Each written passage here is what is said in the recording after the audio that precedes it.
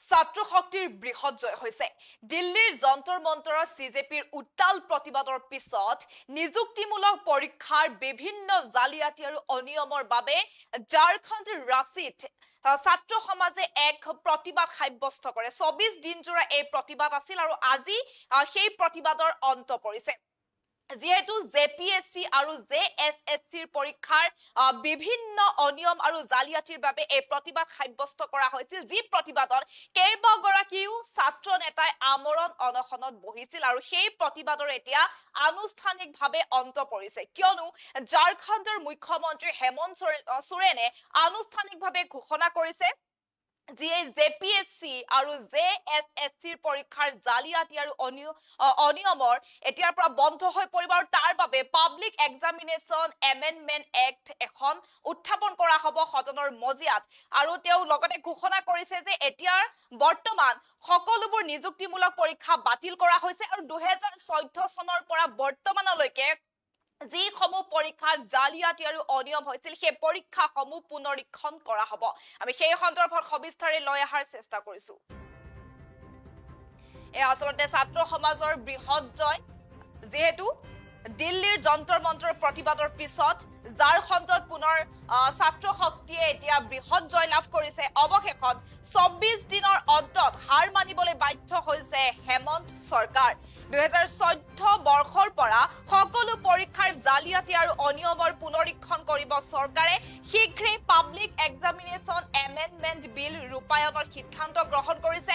এনে অপৰাধ কৰিলে হ'ব পাৰে 10 বছৰলৈকে জেল আৰু 10 কোটি টকাৰ জৰিমনা। আমি পুনৰ জনোৱাৰ চেষ্টা কৰিছো, ঝাৰখণ্ডত পুনৰ ছাত্ৰ শক্তিৰ এক ঐতিহাসিক জয় দেখিবলৈ পোৱা গৈছে। এয়া প্ৰমাণিত হৈছে যে গণতন্ত্ৰত জনতাই জনাৰ্দন। অৱশেষত 24 দিন জোৰা উত্তাল প্ৰতিবাদৰ সন্মুখত এতিয়া নতি স্বীকাৰ কৰিবলৈ বাধ্য হ'ল মুখ্যমন্ত্ৰী হেমন্ত সোৰেন নেতৃত্বাধীন চৰকাৰ। ৰাজ্যখনত বিভিন্ন প্ৰতিযোগিতামূলক পৰীক্ষাত সংঘটিত হৈ অহা ব্যাপক জালিয়াতি আৰু অনিয়মৰ বিৰুদ্ধে সোচ্চাৰ হৈ পৰা ছাত্ৰ ছাত্ৰীসকলৰ সংগ্ৰামৰ আগত অৱশেষত চৰকাৰে নতি স্বীকাৰ কৰিবলৈ বাধ্য হ'ল। চৰকাৰে ঘোষণা কৰা অনুসৰি 2014 চনৰ পৰা বৰ্তমানলৈকে অনুষ্ঠিত হোৱা সকলোবোৰ চৰকাৰী পৰীক্ষাৰ জালিয়াতি আৰু অনিয়মৰ সমগ্ৰ তদন্ত তথা পুনৰীক্ষণ কৰা হ'ব। কেৱল সেয়াই নহয়, পৰীক্ষাৰ সংস্কাৰ আৰু স্বচ্ছতা ঘূৰাই অনাৰ লক্ষ্যৰে চৰকাৰে শীঘ্ৰেই কাৰ্যকৰী কৰিবলৈ সাজু হৈ উঠিছে এখন কঠোৰ বিল, আৰু সেই বিলখন হৈছে পাব্লিক এক্সামিনেশ্যন এমেণ্ডমেণ্ট বিল। আৰু এই বিল অনুসৰি পৰীক্ষাৰ প্ৰশ্ন কাকত ফাদিল বা জালিয়াতিৰ সৈতে জড়িত অপৰাধীয়ে ভৰিব লাগিব চৰম মূল্য, হ'ব পাৰে 10 বছৰ পৰ্যন্ত সশ্ৰম কাৰাদণ্ড আৰু 10 কোটি টকালৈকে গধুৰ জৰিমনা। যেহেতু ঝাৰখণ্ডৰ ৰাজনীতি আৰু শিক্ষা ব্যৱস্থাক কঁপাই তোলা ছাত্ৰ আন্দোলনৰ অৱশেষত সফল সামৰণি ঘটিছে। ধাৰাবাহিক 24 দিন ধৰি ৰাজপথত অনশন, ধৰ্ণা আৰু প্ৰতিবাদেৰে চৰকাৰক ব্যতিব্যস্ত কৰি তোলা শিক্ষাৰ্থীসকলৰ জয়ে এতিয়া সমগ্ৰ ৰাজ্যতে সৃষ্টি কৰিছে এক নতুন আলোড়নৰ। আৰু চৰকাৰী চাকৰিৰ পৰীক্ষাত ধাৰাবাহিকভাৱে চলি অহা অনিয়ম আৰু প্ৰশ্ন কাকত ফাদিলৰ বিৰুদ্ধে ছাত্ৰ সমাজ একত্ৰিত হৈ তুলিছিল। তেওঁলোকে গ্ৰহণ কৰিছিল এক প্ৰতিবাদী কাৰ্যসূচী আৰু ছাত্ৰ শক্তিৰ এই অভূতপূৰ্ব ঐক্য আৰু তীব্ৰ হেঁচাৰ আগত তিষ্ঠিব নোৱাৰি অৱশেষত পিছুৱাই আহিবলৈ বাধ্য হ'ল হেমন্ত সোৰেন চৰকাৰ। আৰু চৰকাৰী পৰ্যায়ত অনুষ্ঠিত জৰুৰী আলোচনাৰ অন্তত প্ৰশাসনে ছাত্ৰ সমাজৰ মূল দাবীসমূহ মানি লোৱাৰ কথা ইতিমধ্যে ঘোষণা কৰিছে। আৰু চৰকাৰৰ এই ঐতিহাসিক সিদ্ধান্তই স্পষ্ট কৰি দিলে যে গণতান্ত্ৰিক ব্যৱস্থাত ছাত্ৰ আৰু যুৱ শক্তিৰ সংগ্ৰামৰ আগত কোনো চৰকাৰে স্বৈৰাচাৰী হ'ব নোৱাৰে। আৰু চৰকাৰৰ নতুন সিদ্ধান্ত অনুসৰি 2014 বৰ্ষৰ পৰা বৰ্তমানলৈকে ৰাজ্যখনত অনুষ্ঠিত হোৱা চৰকাৰী নিযুক্তি পৰীক্ষাৰ নথি পত্ৰ আৰু অভিযোগসমূহ পুনৰীক্ষণ কৰা হ'ব।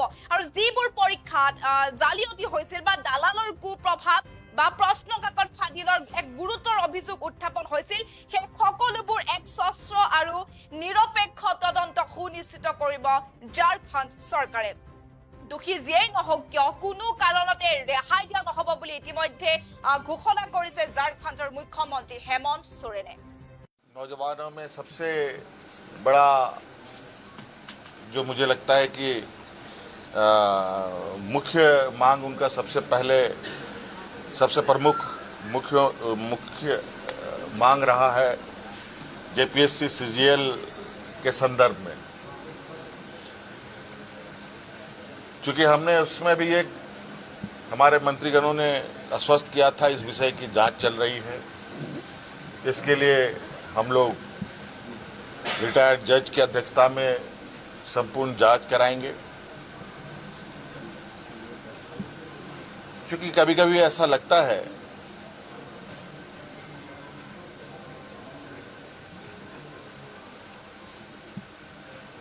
कि हम ही सही हैं, कभी कभी ऐसा लगता है कि छात्र भी सही है। इन दोनों के बीच में फर्क करना थोड़ा कठिन हो जाता है। और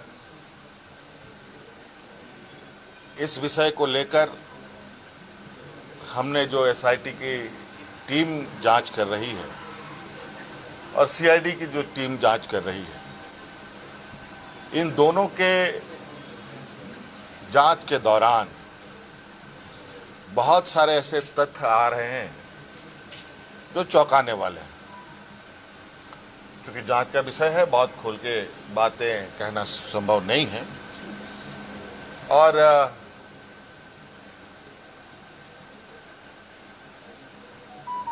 कुछ लोग जो सीजीएल में नियुक्त हुए हैं, वो लोग जेपीएससी के धांधली के आरोप में गिरफ्तार हो रहे हैं।